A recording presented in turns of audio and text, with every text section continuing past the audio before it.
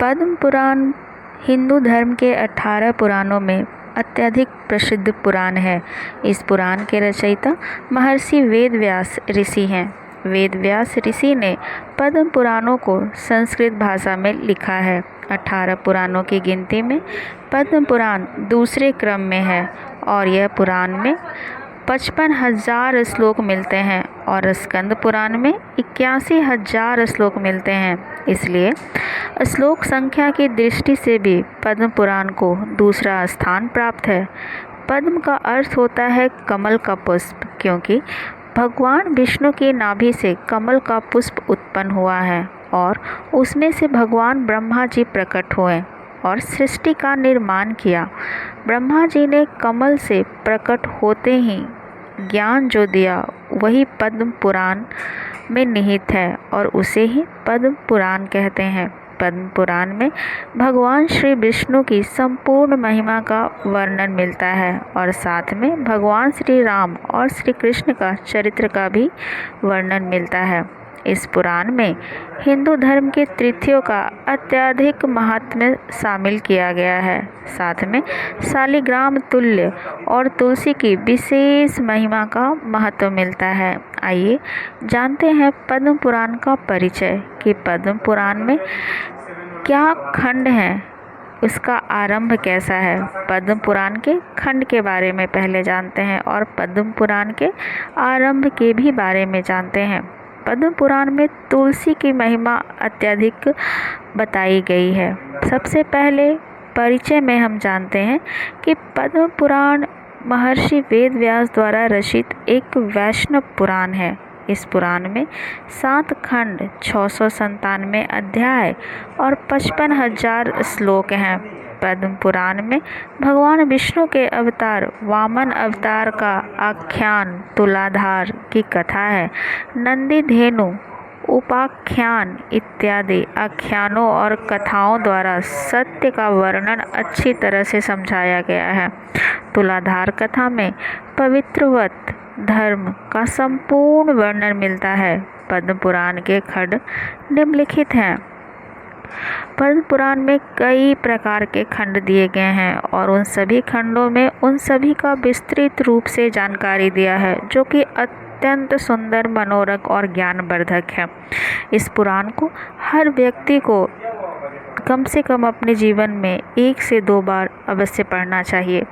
आइए जानते हैं पद्म पुराण के खंडों के बारे में। पहला खंड है सृष्टि खंड, दूसरा भूमि खंड, तीसरा स्वर्ग खंड, चौथा ब्रह्म खंड, पांचवा पाताल खंड और छठा उत्तर खंड, सातवां क्रियायोग सान खंड। इस तरह से हम देख रहे हैं कि पद्म पुराण में कुल मिला के 7 तरह के खंड दिए गए हैं और इन सभी खंडों का अपना एक अत्यंत महत्वपूर्ण विषयों पर चर्चा किया गया है, जो कि हमारी ज़िंदगी किस प्रकार चल रही है और हम अपने ज़िंदगी से किस प्रकार इन पुराणों को समन्वय स्थापित करके समझ सकते हैं, इसके बारे में बताया गया है। पद्म पुराण का आरंभ जानते हैं। पद्म पुराण सबसे पहले ब्रह्मा जी ने पुलत्स्य ऋषि को सुनाया था और पुलत्स्य ऋषि ने भीम को सुनाया था। पद्म पुराण में भगवान ब्रह्मा द्वारा सृष्टि की उत्पत्ति के बारे में संपूर्ण जानकारी बताई गई है। ब्रह्म पुराण में कई कथाएं ऐसी भी हैं जो अन्य पुराणों में भी उसका उल्लेख मिलता है। पद्म पुराण का अत्यंत पुण्यदायक और पापों का विनाश करने वाला पुराण है। यहाँ पे कहने का अर्थ है कि यदि कोई भी व्यक्ति पद्म पुराण का अध्ययन करता है तो उससे उसके सभी पापों का नाश हो जाता है और उससे कई प्रकार के पुण्य भी प्राप्त होते हैं। पद्म पुराण में तुलसी की महिमा पर अत्यधिक जोर दिया गया है और उसमें कहा गया है या दृष्टा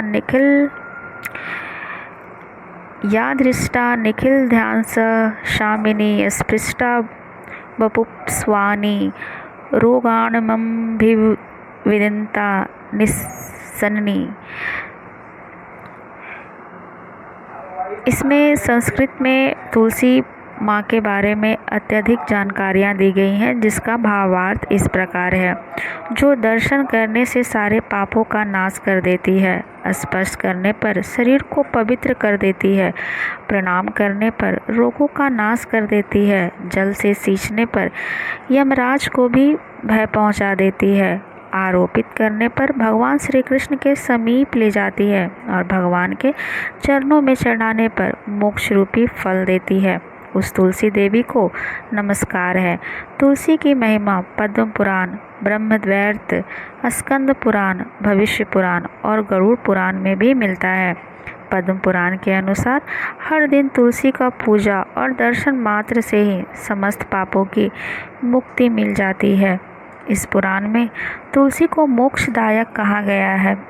आप सभी इस चीज़ से अवगत हैं कि तुलसी किस प्रकार इतना महत्व होने की वजह से ही तुलसी हर घर में विद्यमान होती है और अपना फल सभी को प्रदान करते हैं। पद्म पुराण में यह भी कहा गया है कि समस्त नदियों का स्नान करने का जो फल मिलता है वह सिर्फ तुलसी पत्ते के स्पर्श करने से मिलता है। तुलसी की पूजा करने से सभी कर्मकांडों का पुण्य मिल जाता है। पद्म पुराण में जानते हैं कि और क्या लिखा हुआ है और किसके बारे में जानकारी मिलती है। पद्म पुराण में भगवान श्री विष्णु की संपूर्ण महिमा का वर्णन मिलने के साथ भगवान श्री राम और भगवान श्री कृष्ण के चरित्र का भी वर्णन मिलता है। इस पुराण में हिंदू धर्म के तीर्थ का भी महात्म्य शामिल है। शालिग्राम तुल्य और तुलसी का विशेष महत्व का वर्णन मिलता है। यहाँ पे हम देख रहे हैं कि भगवान शालिग्राम और तुलसी के महत्व का विशेष दर्जा दिया गया है। तभी तो आज हमारे घर में कोई भी पूजा होती है तो उन सभी पूजा में शालिग्राम की पूजा और तुलसी पूजा का विशेष स्थान रहता है। पद्म पुराण के कितने खंड हैं जानते हैं? पद्म पुराण में 7 खंड हैं और 657 अध्याय हैं और 55 श्लोक निहित हैं। पद्म पुराण का दूसरा नाम से भी इसे जाना जाता है। इसका दूसरा नाम क्या है? आइए जानते हैं इसके बारे में। पद्म पुराण के अनुसार इस पुराण में भगवान श्री विष्णु की आराधना, पूजन, ध्यान और शक्ति भली भांति का ज्ञान दिया जाता है। इसलिए पद्म पुराण मुख्य रूप से वैष्णव पुराण भी कहा जाता है। तो यहाँ पे जानने योग्य बात है कि पद्म पुराण को वैष्णव पुराण भी कहा जाता है। अब आगे जानते हैं पद्म पुराण के उपाय। पद्म पुराण के मुताबिक शालिग्राम, तुलसी, शंख इन तीनों को एक साथ पूजा करने से भगवान श्री विष्णु अत्यधिक प्रसन्न होते हैं, आपकी मनोकामनाओं को पूर्ण करते हैं। पद्म पुराण के अनुसार दीपक, शिवलिंग, शालिग्राम, शंख, तुलसी, रुद्राक्ष, पुष्पमाला, जपमाला, यज्ञोपवीत यह सभी को बिना आसन दिए यदि भूमि पर रखते हैं तो ये बहुत ही बड़ा पाप माना जाता है। तो अपने आम जिंदगी में इन चीज़ों का अत्यधिक ध्यान रखें कि कहीं ये गलती आपसे तो नहीं हो रही है।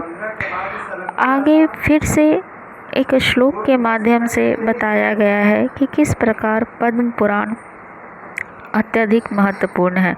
पद्म पुराण के मुताबिक बिना किसी कारण किसी से दुश्मनी ना करें, किसी की निंदा ना करें।